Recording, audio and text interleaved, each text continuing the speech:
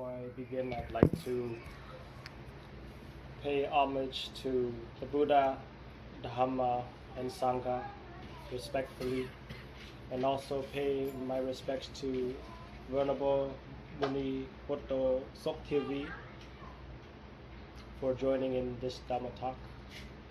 And I'd like to welcome everybody for this ceremony. My name is Venerable Prenz. You can call me Prenz, it's fine. Just not princess, no princess. I've been called that during my childhood already.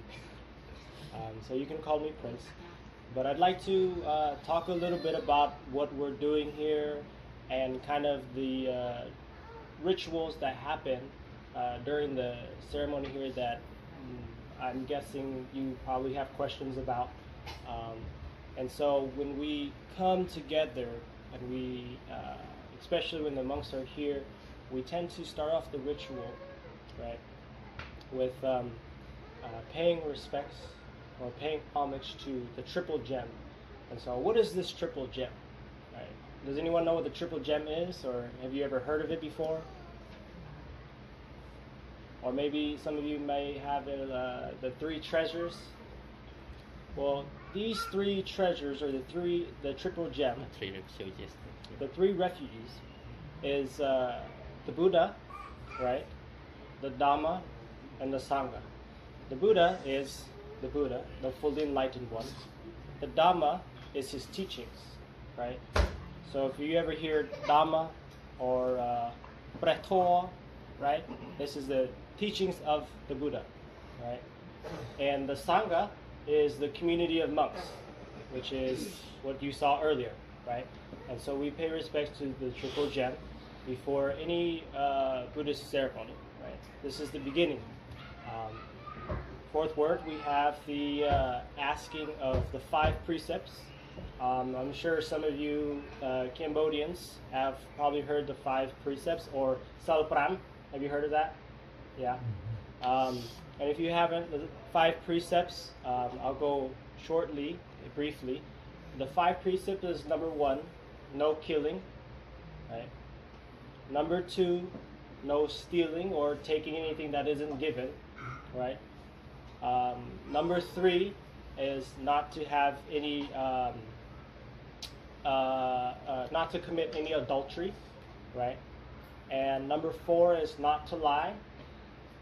And number 5 is not to intake any intoxication, anything that can cause intoxication, such as alcohol, such as drugs, such as any other things. Now some of you are like, oh, I just do 4. Yeah. But so now we ask our questions. The main question is like, why do we have all of these, right? Why do we restrain from committing these 5 activities? Why? Does anyone know that answer? To be pure? What is pure? Clean?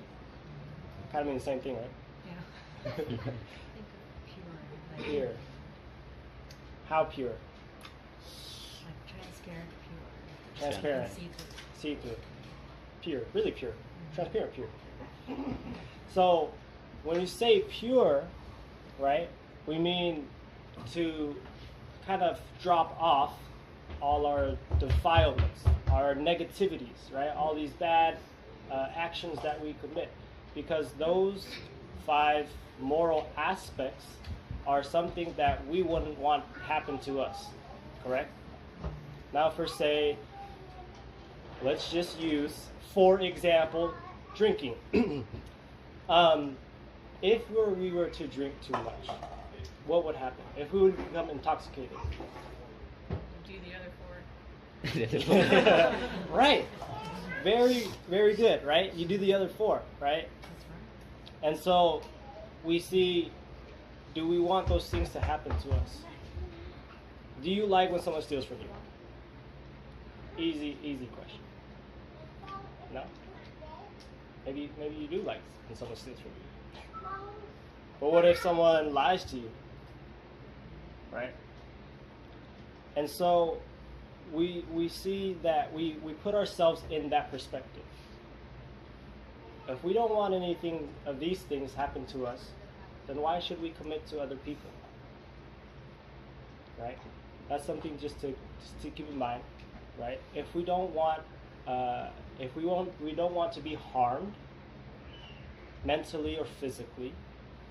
We don't want anything to be taken away from us, right? All our materialistic things.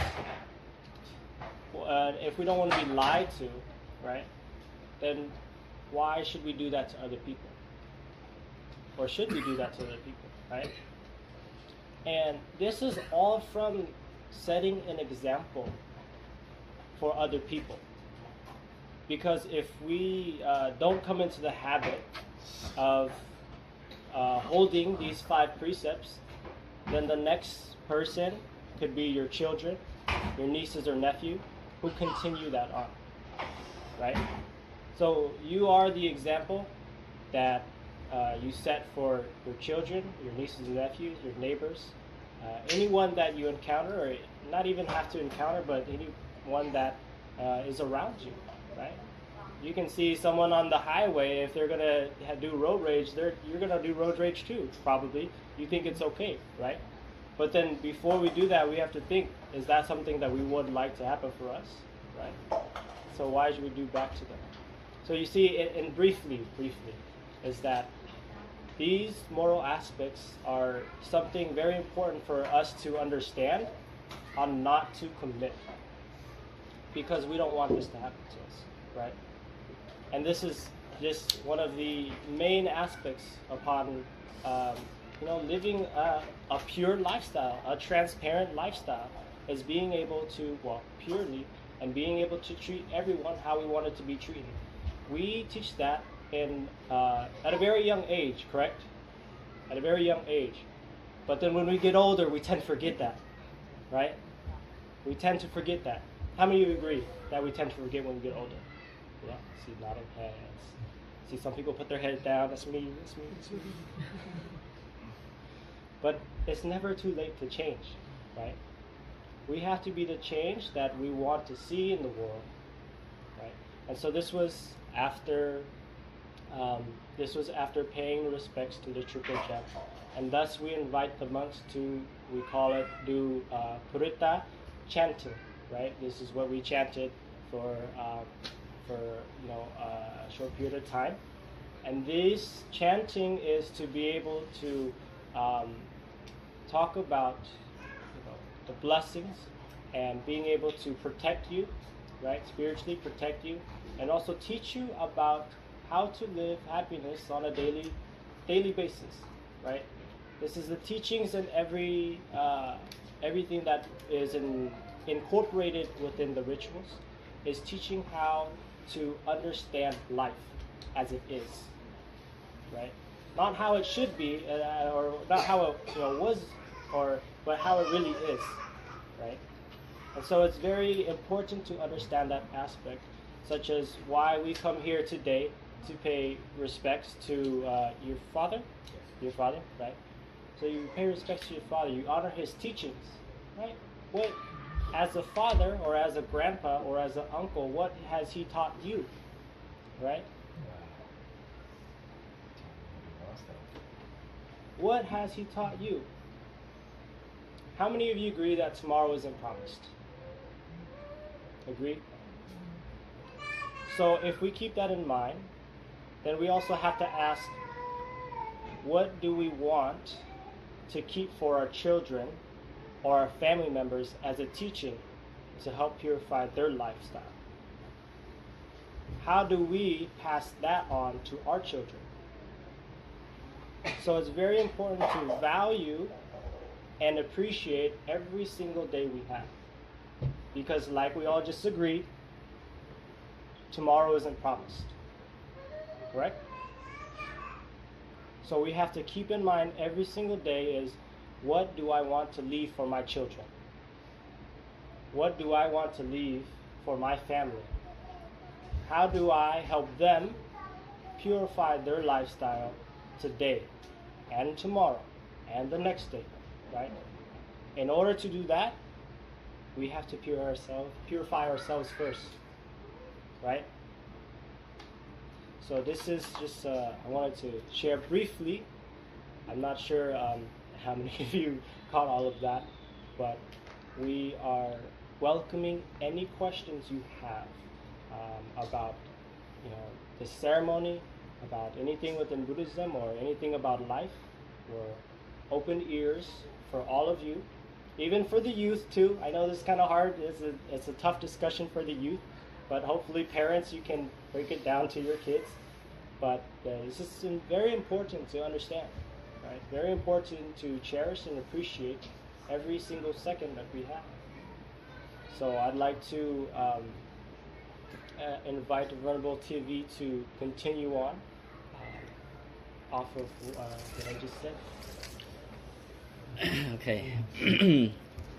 So how many minutes you can still stay? Have to ask about the time, otherwise we'll be finished in short. Okay. Okay. So he has just talked about the whole idea about ceremony today, why we're doing such thing, the stages of ritual ceremony that we often been doing in the Buddhist tradition. Whenever we have people invited for blessing, so we just came and do almost the same way, but the meaning is a little bit different in terms of the names of the ceremony. You may name it like maybe a sotmon or just parita recitation, or maybe for new house blessing ceremony. But this ceremony is about the departed one, because your family member has just been lost, just passed away. That is why, in order to gain blessing, you invited the monks who are, as we regarded as the virtuous persons, to come and give blessing.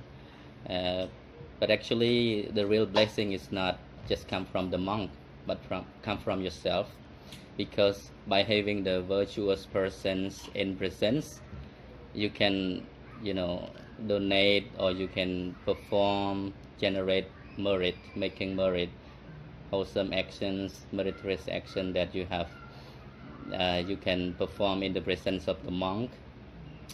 And like taking the examples of the triple gem in Buddhism that stand as a model of Buddhism, the Buddha, the Dhamma, and the Sangha. So the Buddha is the one who is completely purified. He has been totally purified himself from all kinds of defilement, like attachment, like greed, like hatred or delusion.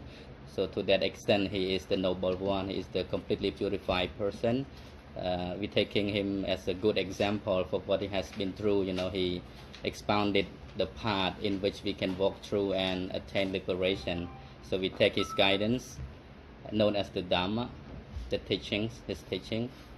That is why within the Buddhist tradition, whenever people need the blessing, so as a Buddhist, they invite the Buddhist monks, not just for Buddhists actually, because the teachings of the Buddha, if we may name it in a different way, some people they call it just religion, but actually it is a way of life, a way of life, like what the Buddha taught about the 5 moral precepts that he has just been raised.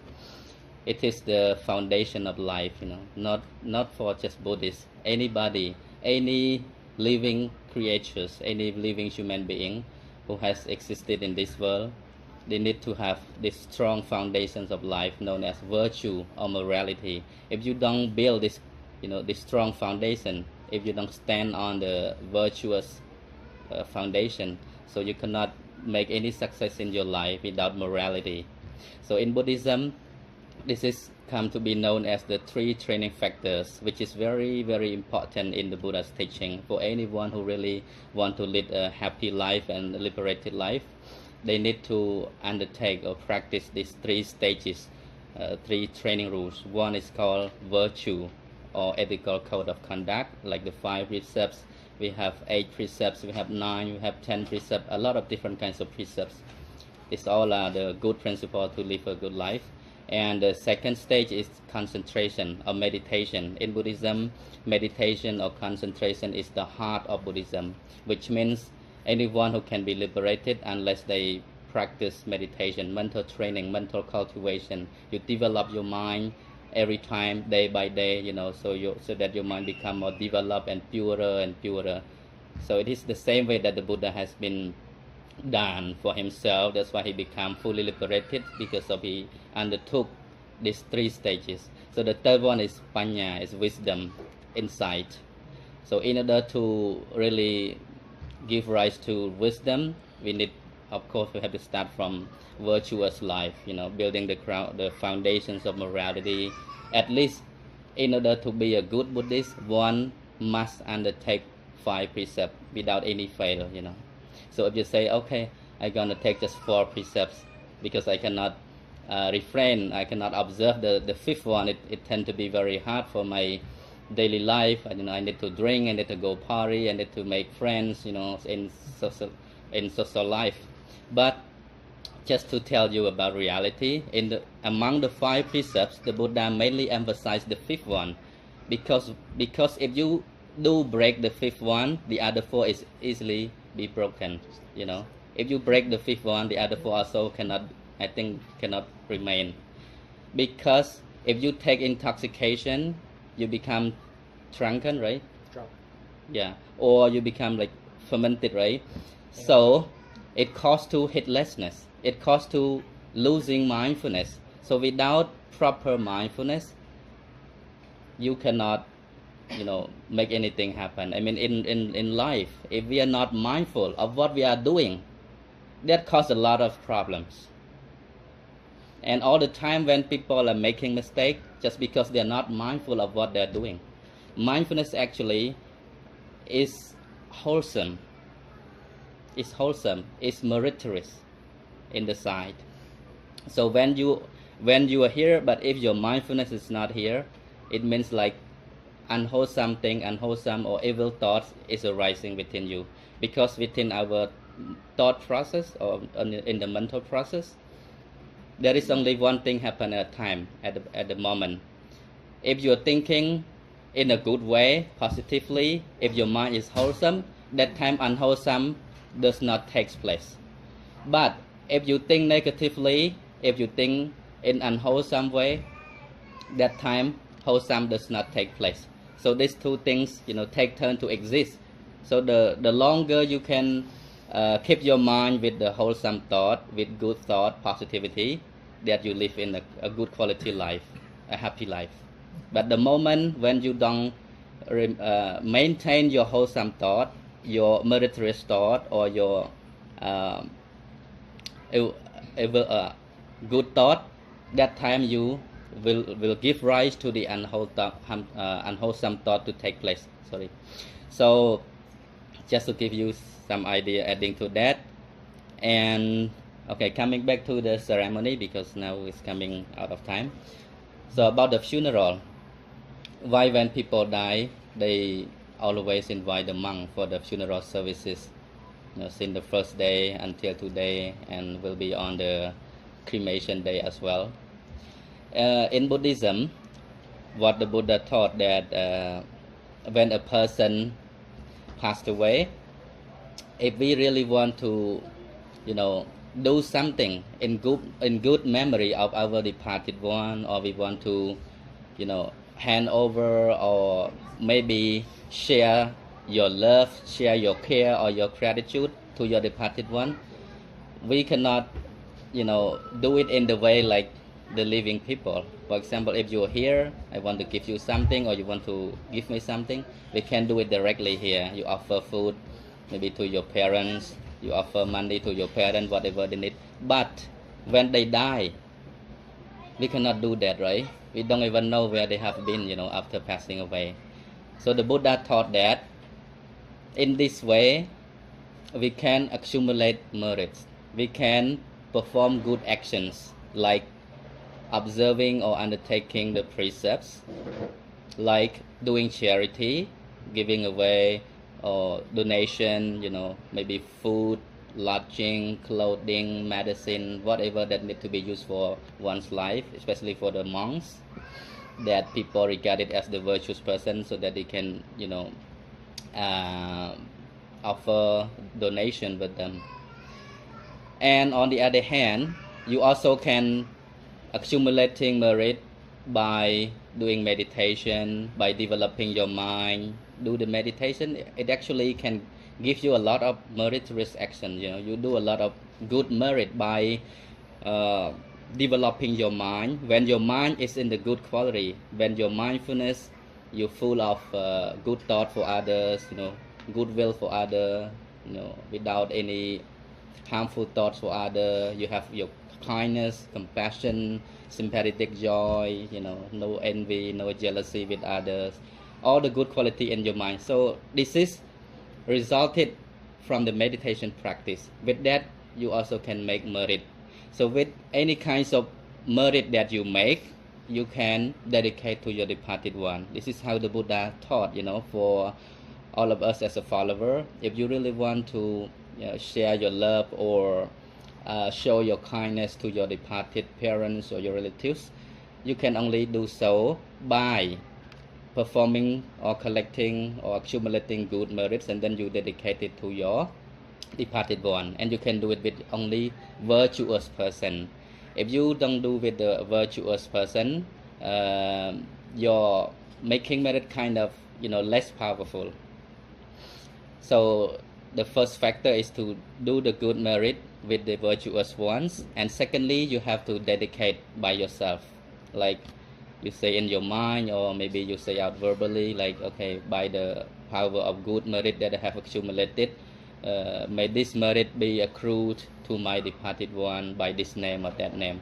So you say directly about the name, maybe my father, by the name of Dhamma, like that. So by the good merit that I have done, may you be reborn in a blissful realm, may you be reborn in a happy place, like that. So this is the second factor that you have to do while making any kinds of meritorious action here. You have to dedicate by yourself, or sometimes the leader of the ceremony, like Acharya, he also often say about, just remind all of us to not forget about sharing our good merit, our kindness to our departed one after the ceremony. So in the third place, it's about our departed one. Having known that if we call them by name to come and rejoice in our merit, so that within these three factors, it can be accrued to the departed ones. So this is how the Buddha taught how we can perform meritorious action at this place in this world.